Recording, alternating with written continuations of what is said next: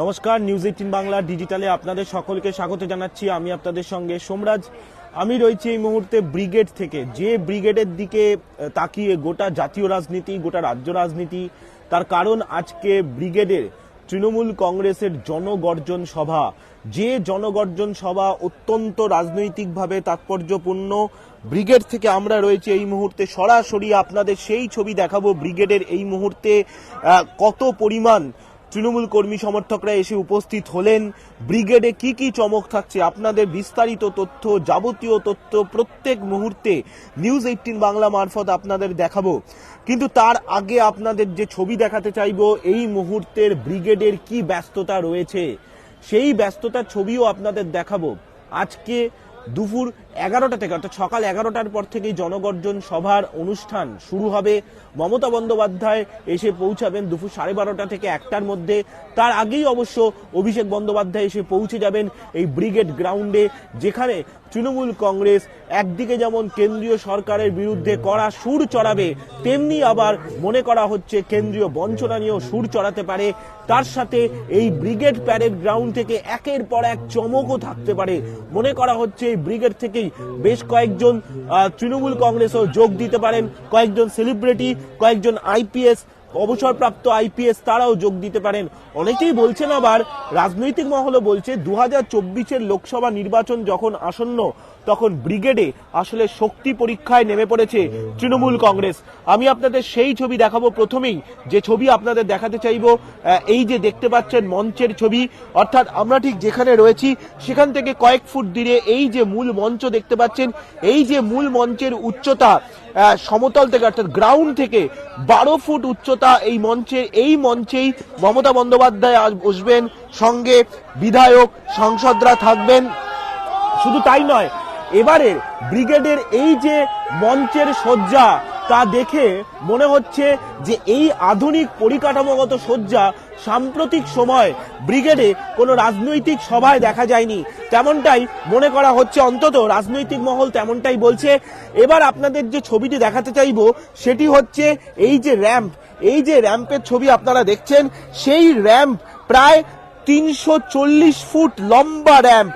আর এই র্যাম্পের মাধ্যমেই সরাসরি ব্রিগেডে যারা আসবেন তৃণমূলের কর্মী সমর্থকরা, তাদের কাছে পৌঁছে যাবেন মমতা বন্দ্যোপাধ্যায়, অভিষেক বন্দ্যোপাধ্যায়।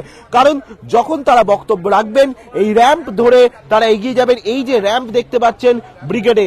আর আপনাদের আরো যে ছবি দেখাতে চাইবো, এই মুহূর্তে দেখতে পাচ্ছেন ব্রিগেডের যে ভিড়, অর্থাৎ তৃণমূল কর্মী সমর্থকদের যে উন্মাদনা, যে উচ্ছ্বাস, সেই ছবি আপনারা এই মুহূর্তে দেখতে পাচ্ছেন।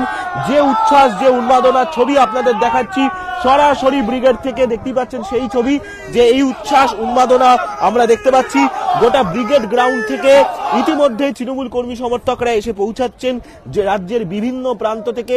গত দুদিন আগে থেকেই তৃণমূলের কর্মী সমর্থকরা এসে পৌঁছাচ্ছেন রাজ্যের বিভিন্ন প্রান্ত থেকে, এবং আমরা দেখেছিলাম তৃণমূলের কর্মী সমর্থকদের থাকার জন্য বিভিন্ন জায়গায় ব্যবস্থা করা হয়েছে। কলকাতার মোট 5টি জায়গায় থাকার ব্যবস্থা করা হয়েছে। Netaji indoor stadium, Gitanjali stadium, eco park উত্তীর্ণ, এই জায়গাগুলিতে তাদের থাকার ব্যবস্থা করা হয়েছিল। এবং শুধু তাই নয়, রাজ্যের বিভিন্ন প্রান্ত থেকে ইতিমধ্যেই তৃণমূল কর্মী সমর্থকদের নিয়ে বাস এসে পৌঁছে যাচ্ছে তাদের। এবং সেই ছবি আপনাদের দেখাচ্ছি সরাসরি ব্রিগেড থেকে। যে ছবি আপনারা দেখাচ্ছি, যে ব্রিগেড থেকে দেখতে পাচ্ছেন সেই ছবি, ইতিমধ্যেই তৃণমূলের কর্মী সমর্থকরা এসে পৌঁছাচ্ছেন। আর এই যে আপনাদের র্যাম্পের ছবি বলছিলাম, এই যে র্যাম্প দেখতে পাচ্ছেন, এই র্যাম্প 330 ফুট লম্বা র্যাম্প। এই যে ছবি দেখতে পাচ্ছেন 330 ফুট লম্বা র্যাম্প। আর এই র্যাম্প ধরেই অভিষেক বন্দ্যোপাধ্যায়, মমতা বন্দ্যোপাধ্যায় এগিয়ে যাবেন, জনতার সামনে চলে যাবেন, জনতার কাছে গিয়ে বক্তব্য রাখবেন। অর্থাৎ যাকেই বলা হচ্ছে ব্রিগেডের মঞ্চে অভিনবত্বের ছোঁয়া। আর এই দেখতে পাচ্ছেন যে ইতিমধ্যেই তৃণমূলের কর্মী সমর্থকরা এসে পৌঁছেছেন ব্রিগেডে, এবং অবশ্যই যত সময় এগোবে ভিড় তত বাড়বে।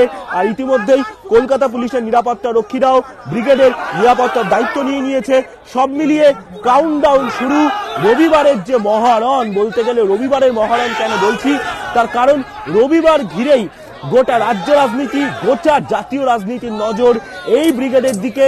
তার কারণ এই ব্রিগেড থেকে কি বার্তা দেন মমতা বন্দ্যোপাধ্যায়, অভিষেক বন্দ্যোপাধ্যায় লোকসভা নির্বাচনকে সামনে রেখে, সেদিকেই তাকিয়ে গোটা রাজনৈতিক মহল 2024 লোকসভা নির্বাচনকে সামনে রেখে। তার কারণ এখানে একদিকে যখন ইন্ডিয়া জোটের কথা বলা হচ্ছে, সেখানে ইতিমধ্যেই মমতা বন্দ্যোপাধ্যায় একলা চলোর লড়ার বার্তা দিয়েছে এবারের লোকসভা নির্বাচনে।